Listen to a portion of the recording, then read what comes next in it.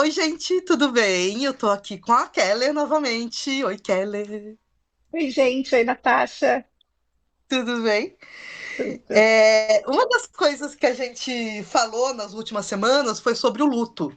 Que é claro que quando a gente pensa em luto, a gente pensa num primeiro momento em falecimento de pessoas, em como lidar, que nem a gente falou, né, com aquela libido que era direcionada para aquela relação, para aquela pessoa, né?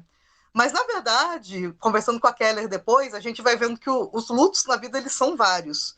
E um dos lutos possíveis, um dos lutos que, se tudo der certo, a gente vai ter que encarar, é o do nosso próprio envelhecimento.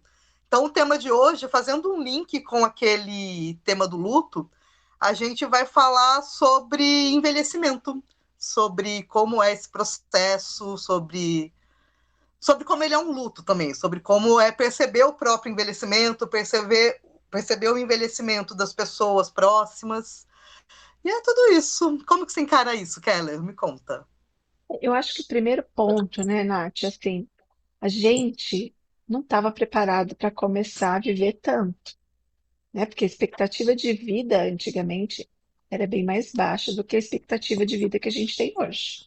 Então, acho que esse é o primeiro ponto, assim, né? Porque muitas pessoas nem pensavam muito no envelhecimento. Porque antes, 45 anos, 50 anos, já estava ali, né, aproximando ali da finitude, da morte.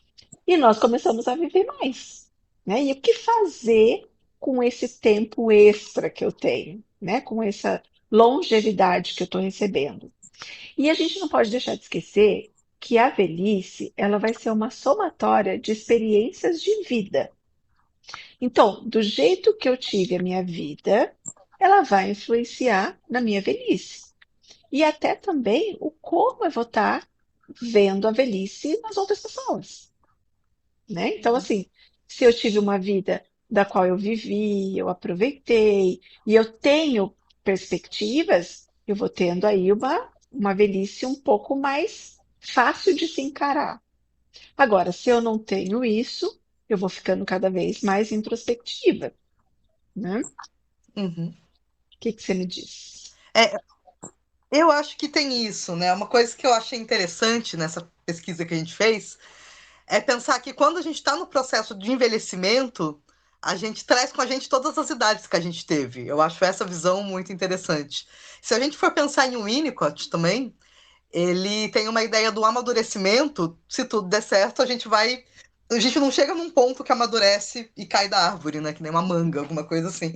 A gente vai amadurecer até o último dia de vida. E o amadurecimento, ele tá ligado a um gesto criativo perante a vida, ao modo como eu me coloco no mundo, ao modo como eu quero trocar com o outro, né? Então, isso que você traz é muito interessante, que a gente não estava preparado. Até algumas décadas atrás, a expectativa de vida era de 50, 60 anos. Hoje a gente está indo para 80, e é muito isso. O que fazer? Como estabelecer relações com o mundo a partir disso? Como criar laço com o outro, né?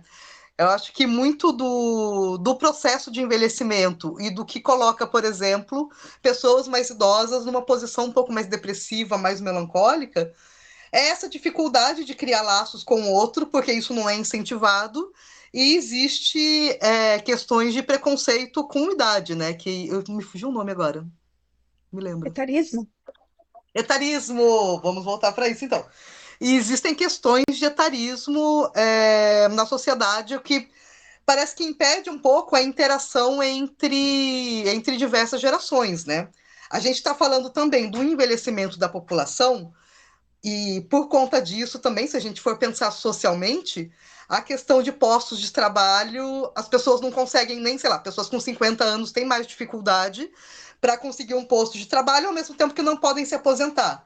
Como que a gente está olhando socialmente para esse processo também, né?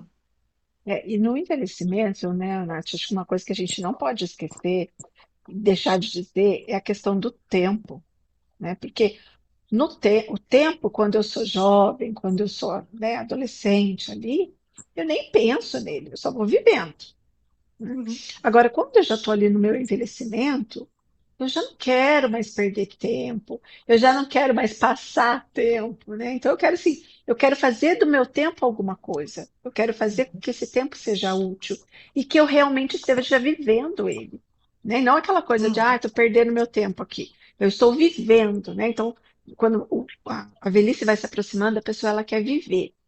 E é um Uhum. momento onde a grande maioria, né, a gente não pode dizer que todos, mas a grande maioria começa a aprender a dizer não, né?